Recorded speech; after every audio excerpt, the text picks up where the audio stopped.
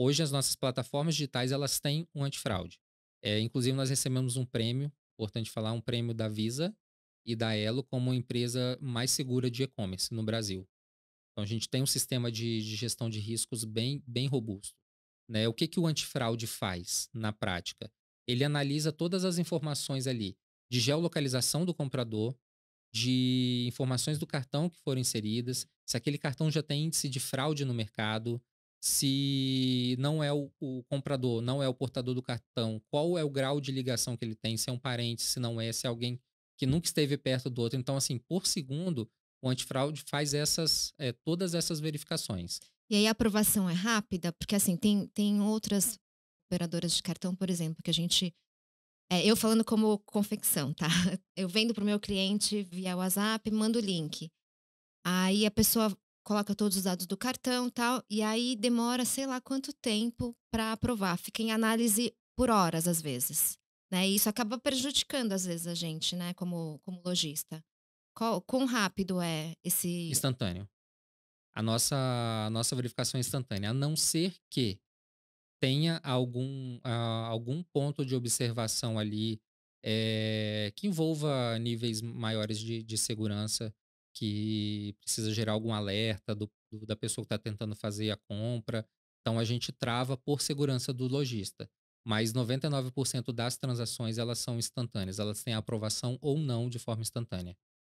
e outra coisa que também acho que às vezes as pessoas confundem é o antifraude com o seguro, né, então antifraude é uma verificação que vocês fazem antes, né, de aprovar a transação. Mas se houver uma fraude, não significa que eu estou seguro, que o banco, o GetNet ou alguém vai me pagar, eu como lojista, certo? Isso, certo. O antifraude ele age de forma preventiva. Né, eu evito ao máximo, eu faço todas as buscas, cruzo todas as informações necessárias para garantir que aquela venda ali, ela é uma venda segura para o lojista. Só que nós não temos gestão sobre o comportamento do comprador posterior à venda. Então, o que que acontece? Ele pode, por algum motivo de má fé, por motivo de desacordo comercial, não receber o produto, ele tem o direito, o Código de Defesa permite ele fazer isso, ele tem o direito de ligar na operadora dele e falar que ele teve um problema. Muitas vezes, por má fé, ele fala que não reconhece A a, compra, a né? compra. Uhum. Então, isso de fato é um risco. Né? No Brasil, a gente tem muito essa prática. Nesse caso, o que acontece, né? Acho que tem gente que não tem muita clareza disso, né? Então vamos supor que acho que pra muita gente, independente se passou na maquininha no físico ou se gerou um link de pagamento, ele acha, cara, aprovou, ele já acha que o dinheiro vai cair na conta, tá tudo certo. Mas às vezes esse dinheiro ele é estornado de alguma forma e às vezes ele acaba nem sabendo, e tal. Então, citando esse exemplo que você falou, né? Eh, o que que acontece e como que o revendedor ou a confecção pode se proteger disso, né? Como é que ela pode resolver esse caso? Sim, ótima pergunta. Essa prática nós chamamos de chargeback, né? Essa contestação da venda. Hoje na venda física, a forma que o lojista ele consegue se respaldar é guardando nota fiscal, o comprovante de venda, se a venda foi através de senha, é um ponto desfavorável para a pessoa que quer cancelar a venda depois, É porque possível cancelar uma venda que você fez no físico? é possível, Ah, porque o cartão pode ter sido roubado. sim, Ah, é possível, mas existem mecanismos que o lojista ele pode se defender hum. para isso. Então, o que que acontece quando o cliente, o comprador, ele quer fazer a contestação da venda? Ele liga no emissor do cartão dele, no banco que emitiu o cartão, e fala que simplesmente não reconhece ou que teve um problema, ele quer cancelar, né? O emissor do cartão comunica a adquirente. A gente verifica todas aquelas informações se batem e nós disponibilizamos no portal, na página principal do portal da GetNet, tem uma bolinha com um cifrãozinho que o lojista ele consegue acompanhar ali os chargebacks, se ele tem alguma disputa em aberto. Né? É importante, eu até recomendo todos que utilizam olharem todas umas 2 vezes por semana, como Hum. forma preventiva. Nós vemos no mercado hoje algumas adquirentes trabalharem com o chargeback garantido. O que, que significa isso?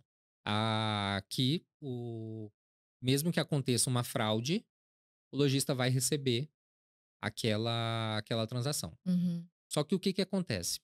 Hoje, fazer uma analogia aqui, um devedor no mercado que fica devendo sempre, ele vai conseguir crédito fácil? Não vai. Da mesma forma, o estabelecimento que tem um alto índice de fraude, mesmo que garantida pelo adquirente, ele fica marcado, ele fica com registro Hum. nos adquirentes. Então, isso pode, os adquirentes se conversam, né? Tem um banco de dados sobre os clientes. Hum. Então, isso pode acontecer daquele estabelecimento ele ficar marcado e ter um descredenciamento por falta de interesse comercial, ou não conseguir um credenciamento em outro adquirente e não saber o motivo. Quando a gente vai analisar a Entendi. fundo, são situações como essas. Então, assim, num certo ponto, a um certo nível é benéfico Hum. para o estabelecimento ter isso, mas por outro lado pode ser prejudicial porque cria um histórico ruim dele no Hum. mercado. E também onera nas taxas, né? Nós vemos hoje alguns adquirentes trabalharem com chargeback garantido a 5% para trabalhar nessa modalidade. Então, 5% 5%, além da taxa que eu já pago, a 5% ou composição, total? no Ah, total, tá. composição. Uhum. Entendi. Então, e tem algum outro risco, por exemplo, tirando o chargeback, tem algum outro risco que existe hoje no mercado que pode acontecer de ele estar perdendo o dinheiro que ele acha que já vendeu? Sim, infelizmente a gente vê um alto índice de troca de máquinas, né? Alguém se credencia de forma fraudulenta. Hoje esse índice dentro da GetNet é quase zero, né? Tá perto de zero, mas nós vemos acontecer bastante no mercado. Ele tem uma maquininha amarelinha lá dentro no balcão do estabelecimento. O fraudador vai lá, faz um credenciamento com um nome parecido, às vezes troca um N por um M, ou bota um pontinho para diferenciar e vai lá naquele E estabelecimento troca a e máquina. troca a máquina. Quando o lojista vai perceber, ele já está faturando para o fraudador há muito tempo. Então, isso ainda acontece bastante, principalmente Nossa. estabelecimentos que têm muitas máquinas. Mas aí ele então, é como então esse fraudador ele criasse tipo Uma uma empresa empresa, nova, é. com uma razão Isso, social tipo super parecida. exato. Entendi. Nossa. E o que eu recomendo para o lojista se prevenir disso é Uhum. no portal, por isso que é importante usar o portal. No portal, cada estabelecimento ele tem o número de série das máquinas que estão disponibilizadas no estabelecimento dele. Faz a Uhum. conferência uma vez por semana. Uhum. Olha lá se bate a numeração ou coloca algum adesivo para diferenciar, Uhum. algo que alguém que chegar ali para trocar a máquina, na hora que colocar, não vai conseguir deixar uma máquina igualzinha. Hum. Então essa é a minha recomendação para evitar esse tipo de fraude.